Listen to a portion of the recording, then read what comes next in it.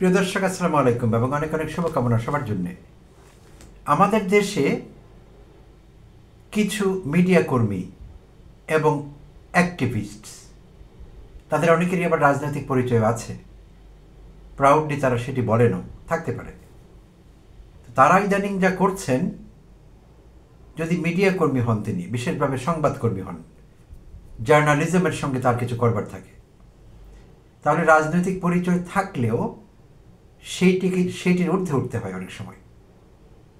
কিন্তু তারা পারছেন না সেই কাজটি। নির্লজ্জভাবে সাংবাদিকতা করতে গিয়ে অ্যাক্টিভিজম করছেন এবং দুটোর মাঝখানে যে একটি ফাইন লাইন আছে সেটি মিস করছেন, প্রায় বুঝতে পারছেন না তিনি কি অ্যাক্টিভিস্ট নাকি তিনি একজন জার্নালিস্ট। তো অহরহই দেখছি এটি। ফলে সাংবাদিকরা, একটা সময় ছিল যে সাংবাদিক শুনলে লোক শ্রদ্ধার চোখে তাকাতেন, এখন আর সেরকমটি হচ্ছে না। অবশ্য অন্যান্য অনেক পেশার ক্ষেত্রে এটি ঘটেছে, তো সাংবাদিকতা আর ব্যতিক্রম কেন হবে? তো বুঝি না সাংবাদিক কি অ্যাক্টিভিস্ট। উদাহরণ দিতে পারি, নবনীতা চৌধুরী নবনীতার বয়ান নিয়ে হাজির হয়ে যান সকাল বিকাল। তারপর আরও আছেন ইদানিং কিছু নবনীতার মতো আরও কিছু ভদ্র মহিলা যুক্ত হয়েছেন এসব কাজে। যেমন নিউ ইয়র্ক থেকে একজন অ্যাক্টিভিজম করছেন, যদিও তাকে বলা হচ্ছে বাংলা নিউজ নেটওয়ার্কের সাংবাদিক, করছেন আওয়ামী অ্যাক্টিভিজম, সুলতানা রহমান। সেদিন নিউ ইয়র্কের সাংবাদিকদের তোপের মুখে পড়েছিলেন অধ্যাপক ইউনূসের পারিষদবর্গ সহ নিউ ইয়র্ক সফর উপলক্ষে। সেখানকার সংবাদকর্মীরা তাকে খুব একচোট নিয়েছে দেখলাম। তো যাই হোক, তো আরও অনেকেই আছেন। আজকাল আরেকজন বেরিয়েছেন, কাজী রুনা তার নাম, তিনিও যখন তখন অ্যাক্টিভিজম করছেন, সাংবাদিকতা কমই করছেন। বাংলাদেশ সরকারের, এখনকার অন্তর্বর্তীকালীন সরকারের কোনো কিছু একটা পেলে আর উপায় নেই, সবাই একসঙ্গে ঝাঁপিয়ে পড়বে। অধ্যাপক ইউনূসকে কীভাবে ঘায়েল করা যায়, এটি তাদের জীবনের ধ্যান এবং জ্ঞান, যাদের নাম দিলাম। আর অনেকেই আছেন, মাসুদা ভাট্টি, তারপর কার কার কার কথা বলবো, অভাব নেই, এরা সংখ্যায় অনেক বেশি। আবার কেউ কেউ আছেন সাংবাদিক না, যেমন নিঝুম মজুমদার, তিনি তো একজন লয়ার বাট আওয়ামী অ্যাক্টিভিস্ট। ঘোষণা দিয়ে বলেন আমি আওয়ামী দালাল, আমি ডাই হার্ড আওয়ামী কর্মী, ফাইন, হতেই পারেন। বাট তাদের কর্মকাণ্ড জঘন্য হয়ে উঠেছে, একেবারে জঘন্য। তাদের অনেকেরই অধ্যাপক ইউনূসকে পছন্দ না, সেটিও হতে পারে। অধ্যাপক ইউনূসকে সবাই পছন্দ করবে এমন কোনো বিষয় নেই, নাও করতে পারেন, ঠিক আছে। তিনি যেভাবে দেশ চালাচ্ছেন, সরকার চালাচ্ছেন, এই বিষয়ে অনেকের আপত্তি থাকতে পারে এবং সেই আপত্তিগুলো জানাবারও রাস্তা আছে, ওয়ে আছে। সেই লাইনে তারা যাবেন না, তারা তার চরিত্র হনন করবার চেষ্টা করবেন। সবগুলো, এই যে মহিলা গুন্ডিগুলোর কথা বললাম, হ্যাঁ, মহিলা গুন্ডি এরা। তো এই মহিলা গুন্ডিগুলো তো আছেই, পুরুষেরও আছে অনেকেই, তাদের কথা কত বলবো, তারাই তো সংখ্যা বেশি। এক আওয়ামী পান্ডা এখন জেলে আছে, মঞ্জুরুল আলম পান্না। তো আরও অনেকেই বড় বড় কথা বলছেন বাইরে থেকে, প্রতিনিয়ত গ্রেপ্তার হওয়ার মতো কথা বলছেন, কিন্তু গ্রেপ্তার হচ্ছেন না। তারপরে বলছেন বাক স্বাধীনতা নেই, সাংবাদিকরা নির্যাতিত হচ্ছেন। তারা নিজেরা কিন্তু কিছুই হয়নি, তাদের প্রতিনিয়ত সীমা লঙ্ঘন করছেন, যা তা বলছেন, সরকারকে অস্থিতিশীল করছেন। হাসিনা হলে জয় বাংলা করে দিত বহু আগে। অধ্যাপক ইউনূসের সরকার ফিরেও তাকাচ্ছেন না তাদের দিকে, অর্থাৎ তাদেরকে গিরিগিটি মনে করছেন, পাত্তাই দিচ্ছেন না। এরকম হতে পারে বিষয়টি। আচ্ছা, তো এই মহিলা গুন্ডিগুলি ইদানিং ঝাঁপিয়ে পড়েছে সরকারের বিরুদ্ধে বয়ান তৈরি করবার জন্য। সম্প্রতি নবনীতা চৌধুরী তাসনিম জারাকে নিয়ে একটি এপিসোড ডেডিকেট করেছে। কে এই তাসনিম জারা? সেখানে তাসনিম জারা দেশের একজন শ্রেষ্ঠ সন্তানদের একজন, এই মুহূর্তে বাংলাদেশের আন্তর্জাতিক পরিমণ্ডলে বাংলাদেশকে পরিচিতি দিচ্ছে যোগ্যতার সঙ্গে এমন মানুষদের, বিশেষভাবে তরুণ প্রজন্মের মানুষদের মধ্যে অন্যতম প্রধান তাসনিম জারা। সো তাসনিম জারাকে যা ইচ্ছে তাই বললেন নবনীতা, বয়ান, মিথ্যে বয়ান তৈরি করছে। আমি বলি নবনীতার প্রপাগান্ডা। তো যাচ্ছে তাই, আমি ডিটেলে যাব না, ওখানে আরও অনেক বিষয় আছে কথা বলার। তো ইদানিং আবার দেখলাম যে অধ্যাপক ইউনূস যখন তাসনিম জারাকে সফর সঙ্গী করলেন, তখন আবার আরেকটি এপিসোড নবনীতার। সেখানে নবনীতা বলার চেষ্টা করলেন যে তাসনিম জারার যেহেতু আন্তর্জাতিক এক্সপোজার আছে, তাসনিম জারা নিউ ইয়র্কে চেষ্টা করবেন অধ্যাপক ইউনূসকে আমেরিকার বিভিন্ন মহলের সঙ্গে যোগাযোগ করিয়ে দিতে। একজন কমিউনিকেটর হিসেবে তাসনিম জারাকে অধ্যাপক ইউনূস নিউ ইয়র্কে নিয়ে গিয়েছেন তো একবার ভেবে দেখুন প্রিয় দর্শক, একটা মানুষের মাথা কতটা গণ্ডগোল হলে, মাথায় কতটা এলোমেলো হলে এমন কথা বলতে পারেন যে অধ্যাপক ইউনূসকে আন্তর্জাতিক মহলের সঙ্গে পরিচয় করিয়ে দিবেন, তাকে 2-4টা মিটিংয়ের ব্যবস্থা করে দিবেন, না হলে তো খালি হাতেই ফিরে আসতে হবে, কিছুই ঘটবে না নিউ ইয়র্কে। অধ্যাপক ইউনূস এমন একজন ব্যক্তি যার তাসনিম জারার সহযোগিতায় বিদেশে মিটিং ফিক্স করা লাগবে, এরকম কি বিষয়টি? হ্যাঁ, তার জন্য মিটিং ফিক্স করার জন্য লোক আছে, তার প্রেস উইং আছেন, অন্যরা আছেন, সেটি অনেক সময় করতে হয় তাদের। কিন্তু তাসনিম জারাকে কেন এই কাজ করতে হবে?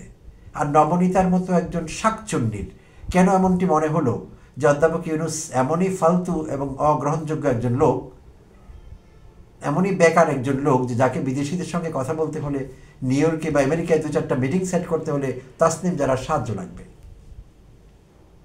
বদমাইশির একটা লিমিট তো থাকবে, নেই লিমিট। নির্লজ্জই মহিলা, শাকচুন্নি। আচ্ছা, তো আজকে আবার আরেক এপিসোড, আমার পাশেই কেউ একজন শুনছিলেন, আমি অন করিনি তার ভিডিও, আমি শুনছিলাম, সেখানে বলছিলেন যে অধ্যাপক ইউনূসের মতো একজন আন্তর্জাতিক খ্যাতিসম্পন্ন ব্যক্তি যাকে সবাই চেনে মানে, তো আগের কথাগুলোর সঙ্গে আজকের ভিডিওর এই বক্তব্য মেলাবো কীভাবে? এখন বলছেন খুব আন্তর্জাতিক ব্যক্তিত্ব অধ্যাপক ইউনূস, তাকে সবাই চেনে জানে, তিনি বিদেশে অনেক ইনফ্লুয়েন্স করতে পারেন ইন্টারন্যাশনালি, এইসব বলছিলেন। তো এর প্রতি মনে ছিল না, শর্ট সার্কিট হয়েছে এখানে। আগে কি বলেছিল মনে ছিল না, তাই আবার ভুল করে তার গুরুত্ব বাড়িয়ে তুলেছে অধ্যাপক ইউনূসের। আন্তর্জাতিক ব্যক্তিত্ব, অনেক খ্যাতি আছে তার, ইনফ্লুয়েন্স আছে, তিনি ইম্প্যাক্ট ফ্যাক্টর ইন্টারন্যাশনালি, এগুলো আবার বলছিলেন আজকে। তো করছেন তারা এগুলোই। তো এখন তারা শুধু অধ্যাপক ইউনূসকে ছোট করছেন না, এই নবনীতা শুধু তাসনিম জারাকে ছোট করছেন না। তাসনিম জারাকে নিয়ে প্রশ্ন তুলেছেন, তাসনিম জারাকে নাকি আমেরিকানরা তৈরি করেছে। আমেরিকানরা 2016-17 সাল থেকে তাসনিম জারাকে তৈরি করেছে। 2016-17 সালে তাসনিম জারার বয়স কত ছিল? সদ্য পাশ করেছেন ঢাকা মেডিকেল কলেজ থেকে MBBS। তো এমন একজন সদ্য পাশ করা ডাক্তার যিনি ইন্টার্নশিপ করবেন কোথাও, তাকে আমেরিকানদের কেন দরকার হলো? তাসনিম জারা মেডিকেল স্টুডেন্ট, তাকে কেন দরকার হবে আমেরিকাতে? তাকে খুঁজে পাবে কোথায়? কেন তাকে তখন থেকে তাদের পেলে পুষে বড় করতে হবে একটি পার্সোনা দাবের জন্য, পার্সোনা বানাবার জন্য? তো এই হলো নবনীতার বয়ান, নবনীতার বিশ্লেষণ, এবং নবনীতা নাকি বিশ্লেষক। তো ওখানে অনেকেই কমেন্ট করছেন, খুশিতে বাকবাকুম সবাই। আমি দেখি আবার কারা কমেন্ট করেন, সব আওয়ামীরা যারা বাইরে শ্বাস ফেলতে পারেন। অধ্যাপক ইউনূস তাদের শ্বাস বন্ধ করে দিয়েছেন, দেবারই কথা, তারা যা করেছেন, তাদের কর্মকাণ্ড বন্ধ মানে শ্বাস বন্ধই বলতে হবে। চোরাগুপ্তা মিছিল করেন, তাও পিটুনি খান, ধাওয়া খান, বিএনপির লোকেরা ধরে আবার পুলিশে দিয়ে দেয়, নানান ঝামেলা চলছে তাদের উপর, আর চলতেই পারে। কিছুই চলেনি আসলে যা চলবার কথা, তারা বেঁচে গিয়েছেন। বাংলাদেশের মানুষ অনেক ভদ্র, নেপালিদের মতো না। নেপালিরা তো সব কয়টাকে ইন্ডালিল্লা করে দিয়েছে প্রায়। তো আমাদের দেশের মানুষ এটা করেনি, আওয়ামীদের মায়ার চোখে দেখেছে, ক্ষমা করে দিয়েছে, তাই ইন্ডালিল্লাটা বেঁচে গেছে। তখন সেই আওয়ামীরা শ্বাস ফেলবে কোথায়? নবনীতার মতো লোকদের চ্যানেলে গিয়ে শ্বাস ফেলে প্রশংসায় ভাসিয়ে দেয় নবনীতাকে। আহা কি বিশ্লেষণ, আফা! এর আগে অনেক বিশ্লেষণ শুনেছি, এরকম আর শুনিনি। আপনি চালিয়ে যান, আপনি দিয়ে যান, দিয়ে যাচ্ছেন উনি। যাই হোক, তো এখন এরা শুধু অধ্যাপক ইউনূসকে ছোট করছে না, দেশের সমস্ত গুণীজনকে, গুণী সন্তানদের ছোট করছে এই অসভ্যেরা, যেই কয়টা অসভ্যের নাম দিলাম। তো তাসনিম জারাকে ছোট করছিল সেটা তো বললাম। এরপর আবার এখন গত 3 দিন থেকে ধরেছে শহীদুল আলমকে, দৃক গ্যালারির প্রতিষ্ঠাতা বা ম্যানেজিং ডিরেক্টর শহীদুল আলমকে ধরেছে। প্রত্যেকটা, যার নাম দিলাম, নবনীতা আলাদা এপিসোড করেছে, তারপর লয়ার নিঝুম মজুমদার ওরফে হার্পিক মজুমদার, উনিও বয়ান দিচ্ছেন, এপিসোড বানিয়েছেন। নিয়োগ থেকে নিয়োগ বাংলা লাইফের সুলতানা রহমান প্রতিবন্ধীটা, ওটাও এপিসোড বানিয়েছে। তাকেও ছোট করতে হবে, এতদিন ছোট করছিল অধ্যাপক ইউনূসকে, এখন আবার ছোট করছে সে শহীদুল আলমকে। শহীদুল আলমকে তাদের ধারণাই নেই কোনো। তারা আবার আরেকটি বিষয় লক্ষ্য করলাম, একে অপরের কন্টেন্ট কপি করছে। কেউ একজন কিছু বলেছে, সে কি ভুল বলেছে কি শুদ্ধ বলেছে, তার কন্টেন্ট বানানোর জন্য রিসার্চ ছিল কি ছিল না, কিচ্ছু ঘাটে না। কেউ বানিয়ে ফেলেছে, হার্পিক দেখলো নবনীতা একটা ভিডিও বানিয়েছে, চট করে ওখান থেকে একটু নিয়ে বাস শুরু হয়ে গেল তার এপিসোড। আবার সুলতানা নকল করে ফেললো নিঝুম মজুমদারকে। এইভাবে চলছে তাদের সাংবাদিকতা, তাদের বয়ান, তাদের এপিসোড। তো তারা এই প্রত্যেকে 3 জন মিলে, নিঝুম, নবনীতা এবং সুলতানা, এই তিনজনকে পেলাম, আরও অনেকেই আছে আমি জানি। শহীদুল আলমকে ছোট করছে তারা। তারা জানে না পর্যন্ত শহীদুল আলম কি। শহীদুল আলম কেমিস্ট্রিতে পিএইচডি করা, কিন্তু কেমিস্ট্রি প্র্যাকটিস করেননি লাইফে, এই লাইনে কাজ করেননি। তার প্যাশনের জায়গা হলো photography. He is extremely passionate about photography. Photography তার ধ্যান জ্ঞান। তো ফটোগ্রাফার হিসেবে কিন্তু বিশ্বব্যাপী তিনি খ্যাতি পেয়েছেন। এবং তার ফটোগ্রাফির উপর যেসব কাজ, একটা বই লিখেছেন তিনি, তার সেই বইটি বোধহয় my journey as a witness, এটি বোধহয় টাইটেল, বুক টাইটেল। সেই বইটি লাইফ ম্যাগাজিন পৃথিবীতে এই যাবৎকালে লেখা হয়েছে ফটোগ্রাফির উপরে, তার মধ্যে শ্রেষ্ঠতম বলে গণ্য করেছে তার এই বইটি, my journey as a witness. আচ্ছা, তো এই তো গেল ফটোগ্রাফার হিসেবে তার স্বীকৃতি। টাইম ম্যাগাজিন 2018-তে তাকে ম্যান অব দ্য ইয়ার ঘোষণা করেছে। আচ্ছা, এর বাইরে তিনি ইউকের ইউনিভার্সিটি অফ সান্ডারল্যান্ডে ভিজিটিং প্রফেসর হিসেবে কাজ করছেন। Royal Melbourne institute of technology অস্ট্রেলিয়ায়, সেখানে ভিজিটিং প্রফেসর হিসেবে কাজ করছেন।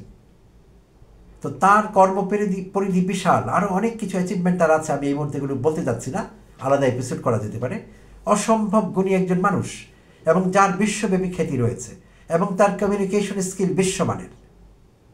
বাংলাদেশে আমরা সাধারণত ইংরেজিতে দুর্বল হই। ইংরেজিতে এম এ পাশেরও 2 মিনিট ইংরেজি গুছিয়ে বলতে পারে না, বললেও কিছুই হয় না, বিদেশিরা কিছু বুঝেন না, প্রোনাউন্সিয়েশন হয় না, ফল্টি অ্যাকসেন্ট, সমস্যার কোনো অভাব নেই। আন্তর্জাতিক মানের যোগাযোগ দক্ষতা আছে শহীদুল আলমের, যেমন আছে তাসনিম জারার। তো এই মানুষটিকে এই শাকচুন্নিরা এবং এই বাটপাড়েরা, ধান্দাবাজ, হারপিক, এই মানুষটির পেছনে এখন পড়েছে তাকে ছোট করবার জন্য। তারা বলে বেড়াচ্ছে জর্জ সরোসের কথা বলছে একজন। প্রথমে শুরু করেছে নবনীতা, ওই শাকচুন্নিটা।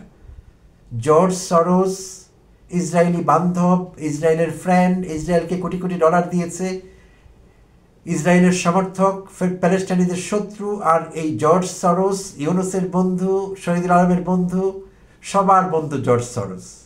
তাই শহীদুল আলম অ্যাক্টিং করতে যাচ্ছে কেন গাজায়? যেহেতু জর্জ সরোসের মতো একজনের সঙ্গে সম্পর্ক রাখে, তার ছেলে অ্যালেক্স সরোসের সঙ্গে সম্পর্ক রাখেন শহীদুল আলম। এই অভিযোগে তিনি তো যেতেই পারেন না গাজা, তিনি একজন ভণ্ড শহীদুল আলম। এই কথা বলবার চেষ্টা করেছে এই নবনীতা অসভ্য মহিলাটা। ঘাটেনি, সাংবাদিকতা করেছে, বা লোকেরা তাকে সাংবাদিক বলছে, কিন্তু ঘাটাঘাটি নেই, পড়াশোনা নেই। 5 মিনিট ব্যয় করলে জানা যেত এই জর্জ সরোসকে।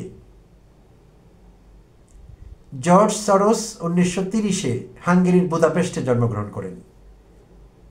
লাকিলি নাৎসি সেই জেনোসাইড থেকে বেঁচে যান। 17 বছর বয়সে 1947-এ যুক্তরাজ্যে চলে যান। সেখানে লন্ডন স্কুল অফ ইকোনমিক্স থেকে ডিগ্রি নেন ইকোনমিক্সে, নিয়ে 57 সালে চলে যান যুক্তরাষ্ট্রে।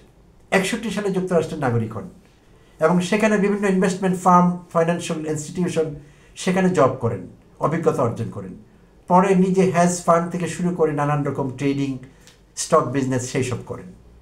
এই মুহূর্তে তার নেট ওয়ার্থ $25 বিলিয়ন।